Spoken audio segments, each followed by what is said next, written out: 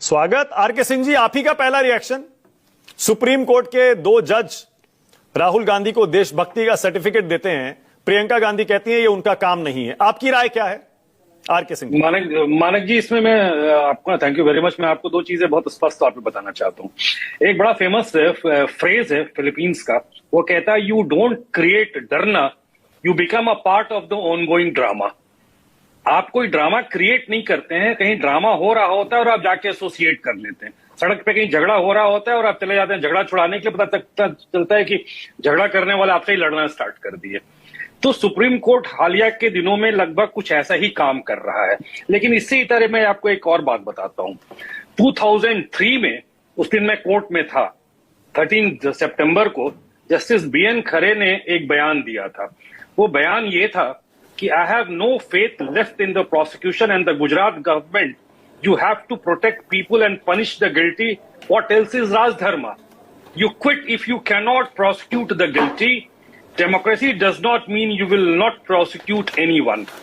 ये 2003 में ये बयान दिया गया था ओपन कोर्ट में, और 15 सालों तक ये बयान मौजूदा प्राइम मिनिस्टर को हॉन्ट करता रहा। और ये इतना बड़ा पॉलिटिकल इशू बना था कि अगर इंकम्बेंट प्राइम मिनिस्टर को अगर कभी घेरना होता था तो इस बयान के मार्फत घेरा जाता था। हैविंग सेड दैट, अभी कुछ दिन पहले सुप्रीम कोर्ट की 5 जजेस बेंच ने, जिसमें जस्टिस गवई भी थे, सूर्यकांत भी थे, उन्होंने कहा था कि जब लाइव स्ट्रीमिंग हो रही हो कोर्ट की प्रोसीडिंग्स की, तो हम कोर्ट में क्या बयान देते हैं इस पे बहुत कॉशियस रहना पड़ेगा।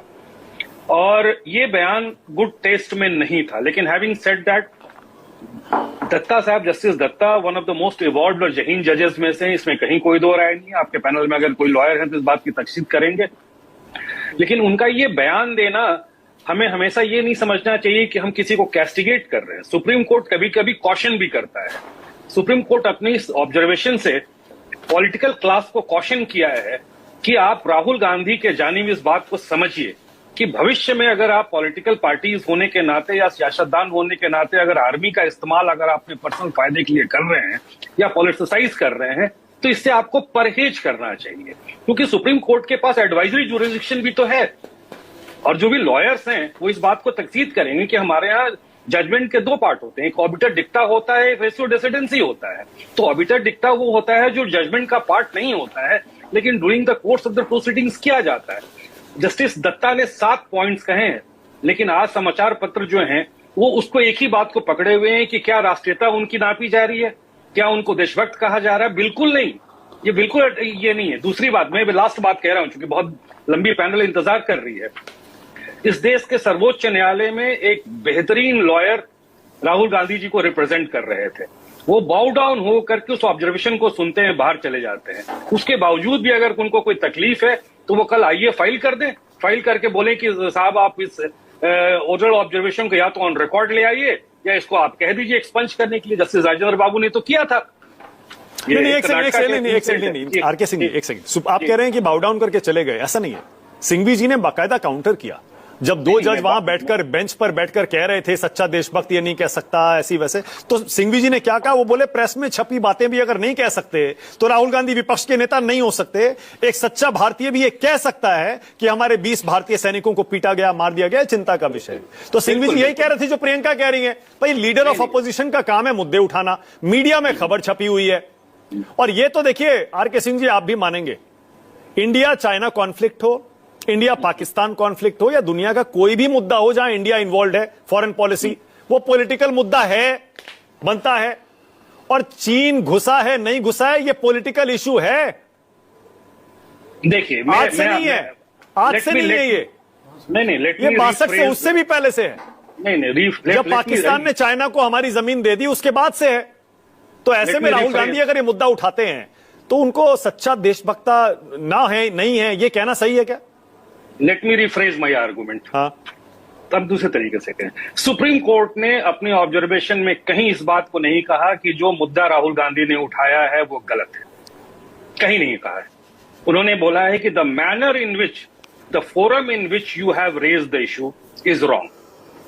सुप्रीम कोर्ट ने कहीं भी ये नहीं कहा है कि आप इस मुद्दे को नहीं उठा सकते। सुप्रीम कोर्ट का एक ऑब्जर्वेशन था कि जो मुद्दा आप सड़क पे उठा रहे हैं आप उसको पार्लियामेंट के फ्लोर पे उठा दीजिए। अरे सर ये कैसे नहीं, यही तो समझ में नहीं आ रहा आरके सिंह जी।